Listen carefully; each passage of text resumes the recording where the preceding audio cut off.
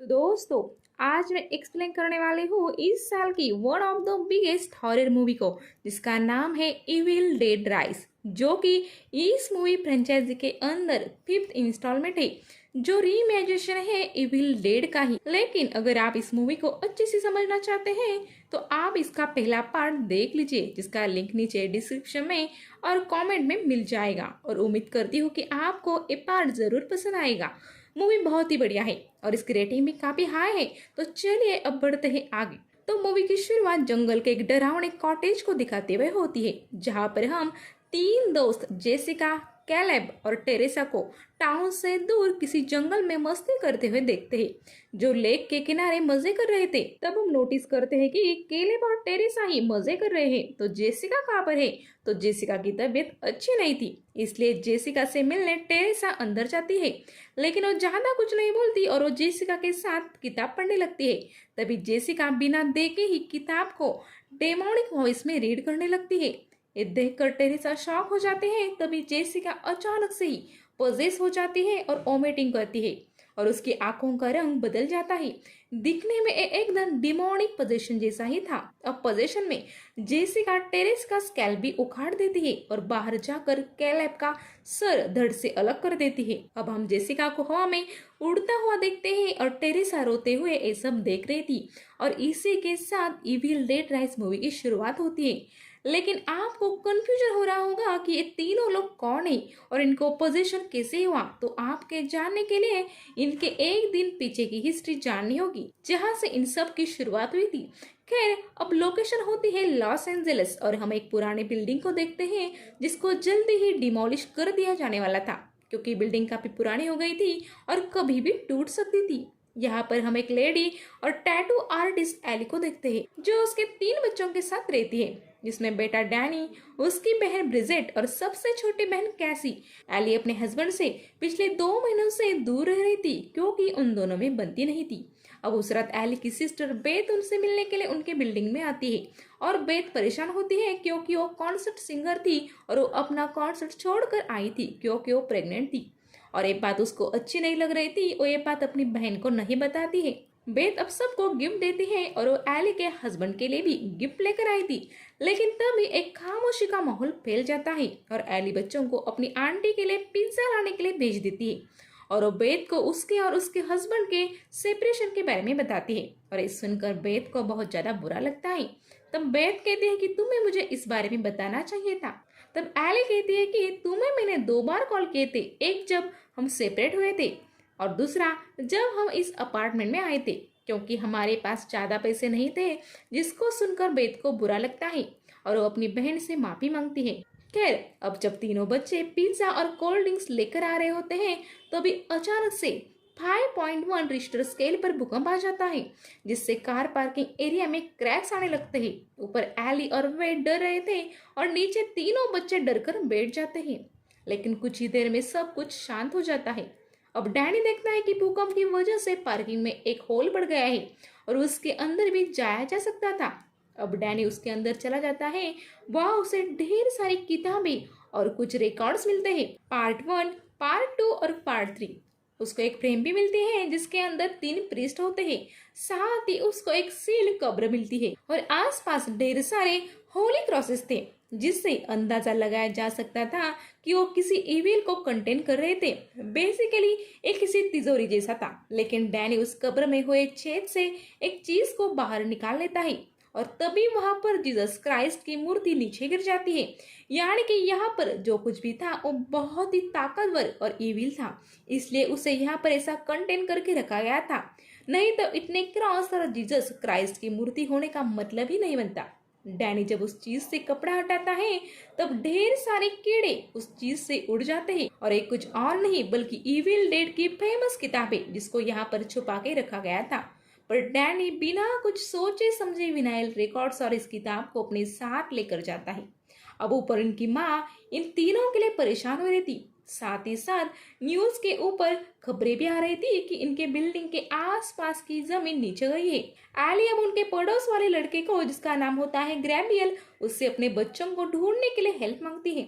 लेकिन तभी एली के तीनों बच्चे लिफ्ट से ऊपर आते हैं। तब एली रिलैक्स होती है और उन्हें डांटती भी है कि भूकंप आने पर उन्हें लिफ्ट का इस्तेमाल नहीं करना चाहिए।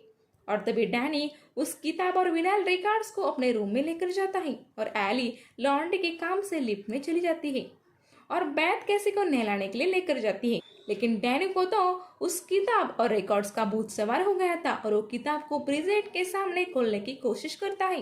लेकिन एक किताब नोकीली दांतों जैसी बनी थी, जैसे कि एक किताब नहीं तो किसी का मुंह हो। तभी डैनी की उंगली उस नोकीली चीज से कट जाती है और बस उसके खून के कुछ छींटे किताब के ऊपर गिर जाते हैं, जिसको शॉकिंगली एक किताब सोख लेती है और वो किताब खुल जाती है।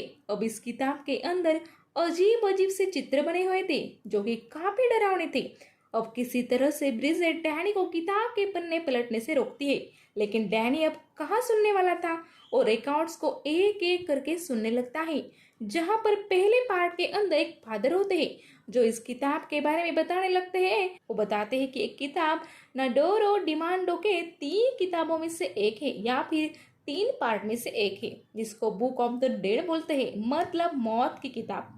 उन्होंने अपने साथियों के साथ मिलकर इस बुक को ट्रांसलेट करने की कोशिश की है, जिससे वो पुराने जमाने के राज जान पाएंगे या फिर एक कहे कि पुरानी सिविलाइजेशन के बारे में। अब हम देख पाते हैं कि डैनी किताब और अगले रिकॉर्ड्स को जानने के लिए पागल हो रहा था। अब वो दूसरा रिकॉर्ड चालू करता है जिसके अंदर किताब की इनकांटेशन थी। अब फादर उसको रीड कर रहे थे, लेकिन तभी रिकॉर्ड्स डिमोनिक हो जाते हैं और तब डैनी इनको रोकने की बहुत कोशिश करता है, पर वो नहीं रुकते। अब डैनी इस रिकॉर्ड को बंद भी नहीं कर पा रहा था और नहीं तोड़ पा रहा था, जैसे कि डिमोनिक एंटिटी बाहर आने के लिए बेताब हो रही थी। तब एक डेमोनिक एंटिटी एली को लिफ्ट में ही पजेस कर लेती है, जो कि बहुत ही भयानक और दर्दनाक था। फिर डेमोनिक एंटिटी एली के हाथ पांव तोड़कर उसे बहुत पीटती है। साथ ही साथ इनके फ्लोर की लाइट भी चली जाती है और ये देखकर डैनी शॉक हो जाता है। तभी किताब के पन्ने अपने आप ही पलटने लगते हैं। साथ ही साथ ब्रिजेट नोटिस करती है कि सिर्फ उनके घर की ही लाइट चली गई है। अब एली अजीब तरह से वॉक करते हुए ऊपर आती है, जैसे शुरुआती सीन में जेसिका के साथ हुआ था, वैसा सेम एली के साथ यहाँ पर हुआ है। एली ऊपर आकर अंडे फोड़ फोड़ कर कुक करने लगती है और अपने ही परिवार को मारने की बात करती है, जिसके बाद वो उल्टी करके मर जाती है। ये सब देख कर सभी डर गए थे और आसपास के 2 पड़ोसी भी उनके घर आ जाते हैं, जिनमें एक यंग लड़का गेन था और एक बूढ़ा इंसान मिस्टर फोंडा। गेन एली की आंखें बंद करने की कोशिश कर रहा था, पर एली की आंखें बंद ही नहीं हो रही थी। इसलिए गेन सबके साथ मिलकर प्रे करता है और मिस्टर फोंडा के साथ बाहर निकलने का प्लान करता है। दरअसल बिल्डिंग की लिफ्ट काम नहीं कर रही थी और स्टेप्स भूकंप की वजह से टूट चुकी थी, इसलिए गेन और मिस्टर फोंडा इमरजेंसी एग्जिट को खोलने की कोशिश करते हैं। अब बेथ अपनी बहन की मौत से बहुत दुखी होती है। तभी बेथ को उसके फोन से एली की आवाज आती है, जो उससे मदद मांग रही थी। वही सामने एली का शरीर जिंदा हो जाता है और एली पूरी तरह से पजेस दिख रही थी। ऐसा लग रहा था कि वो इन्फेक्टेड है।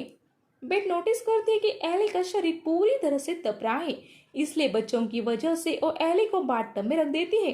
लेकिन अचानक से एली छत पे उल्टा लटकने लगती है और वो इन सब पे अटैक कर देती है। एली के चिल्लाने से आसपास के कांच टूट जाते हैं और एक बड़ा कांच का टुकड़ा एली अपनी बहन बेथ के हाथ में स्टैप कर देती है। फिर वो अपने टैटू बनाने वाली ड्रिल से ब्रिजेट की गाल पर खरोच डाल देती है और उसके ऊपर जीभ निकालकर खून डाल देती है। इतने में डैनी एली पर अटैक कर देता है और हाथापाई में एली घर के बाहर हो जाती है और ये लोग घर बंद कर देते हैं। अब हम सब जानते हैं कि बाहर गेन और मिस्टर फोंडा थे, जो इमरजेंसी एग्जिट को ओपन करने की कोशिश कर रहे थे। तो एली यहाँ गेन को मार डालती है और उसके बाद में मिस्टर फोंडा को भी वो मार डालती है, जिसके हाथ में शॉर्ट गन थी। फिर वो ट्रिक करके कैसी को आवाज देती है और कैसी दरवाजा खोलती है और तभी एली कैसी का गला पकड़ लेती है। तब ऐन वक्त पर आकर डैनी और बेथ कैसी को बचा लेते हैं और दरवाजा फिर से लॉक कर लेते हैं। वही दूसरी तरफ ब्रिजेट को जो कट लगा था वो इन्फेक्ट होने लगता है और उसके कान, नाक, मुंह इन सब से काला लिक्विड निकलता है। इसके बाद में ब्रिजेट भी पजेस होने लगती है और वो कांच खाने लगती है। ब्रिजेट अब बेथ, डैनी और कैसी पर अटैक करने लगती है और इस हाथापाई में कैसी अपने एक स्टिक से ब्रिजेट के सर में स्टैब कर देती है। बेसिकली कैसी स्टिक से खेलती थी, जिसके ऊपर उसने अपने एक डॉल का हेड लगाया था। इससे ब्रिजेट को जोर से मार लगता है जिस वजह से वो मर जाती है, लेकिन हम सब जानते हैं कि वो थोड़ी ही देर में वापस खड़ी हो जाएगी। इसलिए डैनी फौरन ब्रिजेट को बेड से बांध देता है। अब डैनी बेथ से कहता है कि कैसे ये सब उसकी गलती है, क्योंकि उसने बुक को खोला जिसकी वजह से ये सब हो रहा है। अब बेथ उस रिकॉर्ड्स को सुनने लगती है ताकि उसे इन डीमंस को कंट्रोल करने का सोल्यूशन मिल जाए। अब पजेस एली जो बिल्डिंग के बाहर थी, वो वेंट्स एरिया में कैट को देख लेती है, जिससे उसे आइडिया आता है कि वो इस वेंट्स से घर के अंदर जा सकती है। और फिर क्या, वो वेंट्स में घुस जाती है। वही ब्रिजेट भी वापस जाग गई थी और वो अपने बंधन से आजाद होकर डैनी को स्टैप कर देती है और डैनी के ऊपर खून की उल्टी करती है। तब डैनी स्प्रे और फायर की हेल्प से ब्रिजेट को जला देता है। डैनी अब पूरी तरह इंजर्ड हो गया था और मोस्टली अब वो बचेगा नहीं, मतलब मरने के बाद ऑब्वियसली पजेस हो जाएगा। वही दूसरी तरफ एली घर में एंट्री लेती है और वो बेथ पर अटैक कर देती है, जो कि फिलहाल रिकॉर्ड सुन रही थी। एली के अंदर का डीमन समझ जाता है कि बेथ प्रेग्नेंट है। तब एली उसके पेट को नोचने लगती है, ये कहते हुए कि आज वो 2 सोल्स को डी आउट करेगी। तभी कैसी बेथ को एक सीजर पास करती है और बेथ उस सीजर को एली के नाक में घुसा देती है। इसलिए एली थोड़ी देर के लिए रुक जाती है।